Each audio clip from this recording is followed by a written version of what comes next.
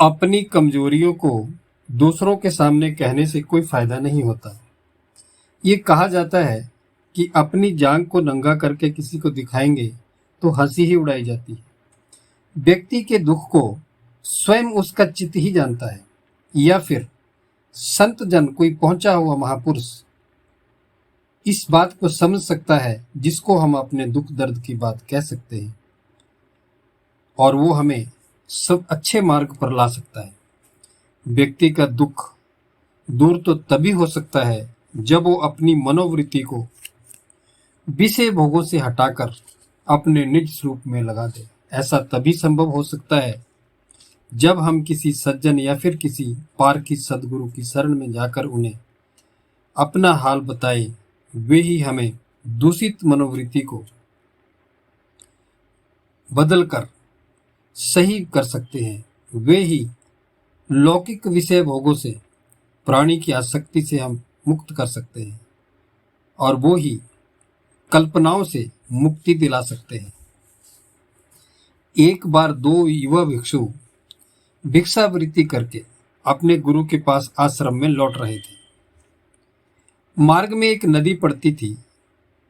उस दिन संयोग से ऐसा हुआ कि ऊपर वर्षा होने के कारण नदी में बाढ़ आ गई थी, इसलिए उसे पार करना थोड़ा कठिन हो गया था। थोड़ी देर प्रतीक्षा करने पर नदी का पानी कुछ कम हुआ तो नदी के पार जाने के लिए, उस नदी में उतरने के लिए तैयार हो गए।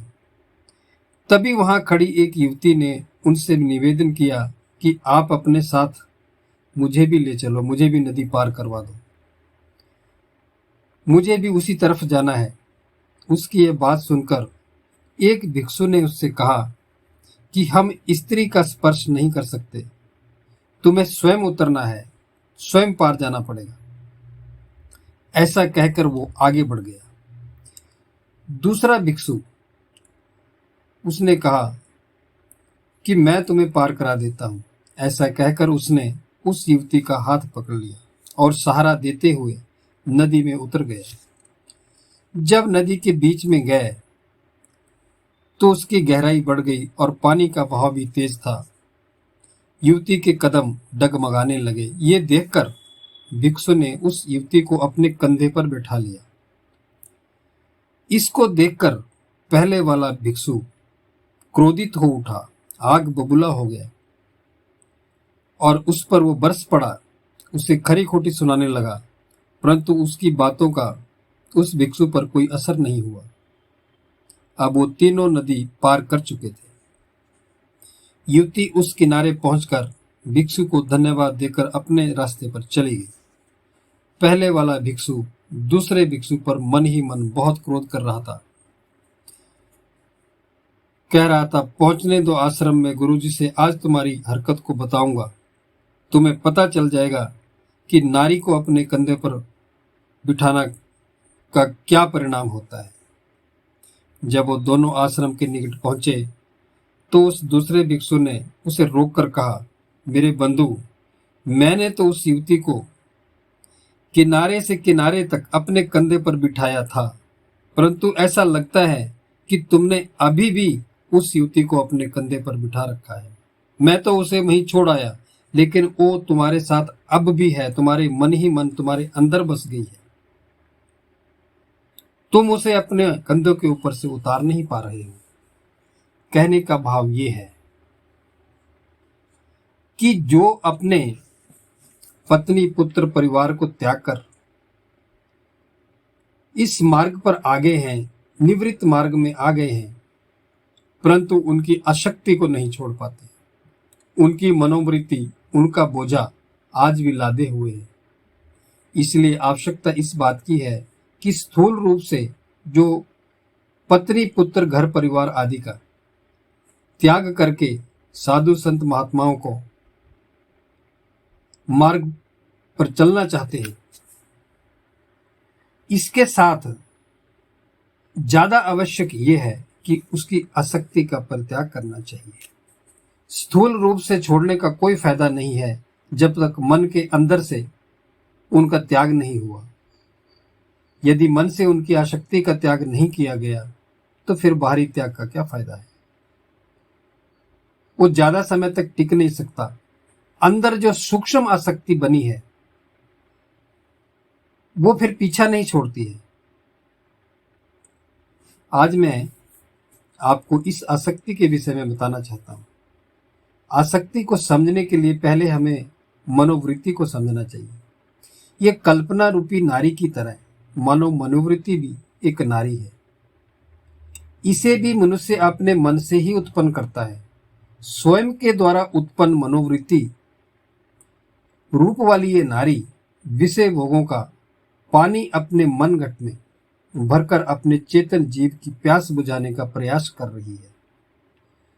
तो मेरी इस बात को सरल शब्दों में इस प्रकार समझो कि मनुष्य विषय भोगों और पारलौकिक कल्पनाओं से संतुष्ट होना चाहता है तथा सत्संग ज्ञान विवेक विचार को वह नजरअंदाज कर देता है। उसके ऊपर दुर्गुण दोष हावी हो जाते हैं।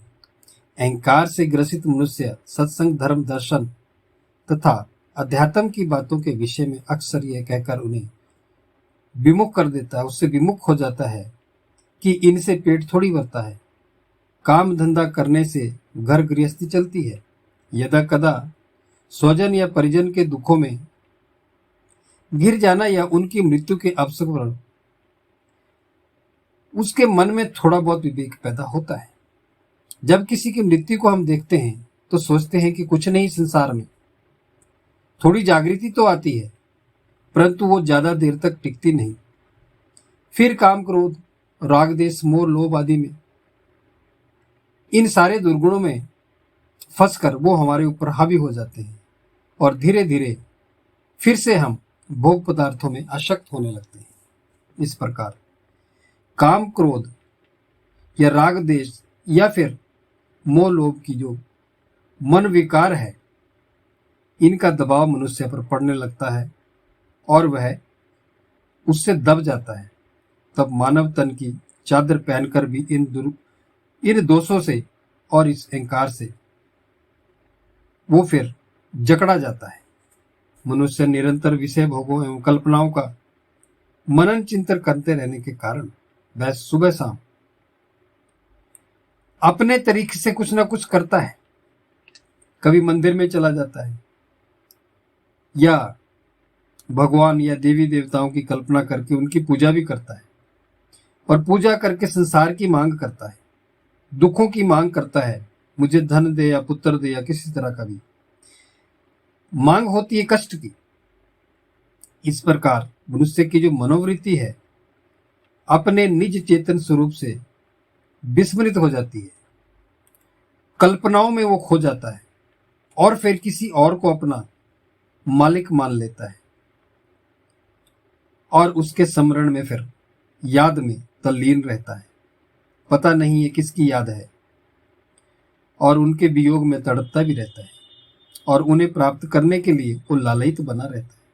मनुष्य की ये मनोवृत्ति यानी किसी दूसरों की आसक्ति इतनी बढ़ जाती है कि फिर वह अपने स्वरूप को पूरी तरह से भूल जाता है। इस प्रकार मनुष्य की मनोवृत्ति का संबंध अपने स्वरूप से टूट जाता है और फिर दूसरों में वो आनंद मानकर, दूसरों को आनंद में समझकर उसको प्राप्त करना चाहता है। उसकी मनोवृत्ति इतनी भटक जाती है कि वह अपने स्वरूप के चिंतन के बारे में सोच भी नहीं पाता। मनुष्य की यही मनोवृत्ति अपने स्वरूप चिंतन करेगी तो फिर करेगी भी कैसे, क्योंकि विषयों में आसक्त होने के कारण वह निज चेतन स्वरूप को ही भुला बैठा है। व्यक्ति के मन को ना तो विषय भोगों से वास्तविक सुख प्राप्त हो सकता है और ना ही उसे मन की कल्पनाओं से, जो काल्पनिक परमात्मा को मानता है, कहीं दूसरी जगह परमात्मा को समझ रहा है, उसको शांति नहीं मिल सकती। इस प्रकार वह लौकिक और पारलौकिक दोनों ही मान्यताओं के पाटों के बीच में पिसता है और जब दुख उसके स्वयं के द्वारा उत्पन्न किया गया है तो अपने दुख को कहें भी तो किससे कहें। जिससे भी कहेगा वो यही कहेगा कि कर्मों का फल तो भोगना ही पड़ता है। उल्टे यदि दुख किसी आगे प्रकट कर ही नहीं सकता, क्योंकि कोई किसी के दुख क्यों दूर करेगा, और करता भी नहीं है। और फिर कोई ना कोई उल्टी सलाह दे देता है, उसके बाद में फिर उसका भटकना शुरू हो जाता है। तो यदि लोग ऐसी बात कहते भी हैं तो इसमें कोई बुराई भी नहीं है, क्योंकि हम अपने आप को जानना ही नहीं चाहते। हम किसी ऐसी चीज को मान लेते हैं जो हमारा दुख दूर नहीं कर सकती, और फिर हम अपने कर्मों के फल में फंस जाते हैं और उन्हें हमें भोगना ही पड़ता है। जब कर्मों के फल से अवतारी पुरुष भी नहीं बच सके तो हम कैसे बच सकते हैं? इसलिए हमें निज स्वरूप का चिंतन करना चाहिए और निज स्वरूप में आ जाना चाहिए।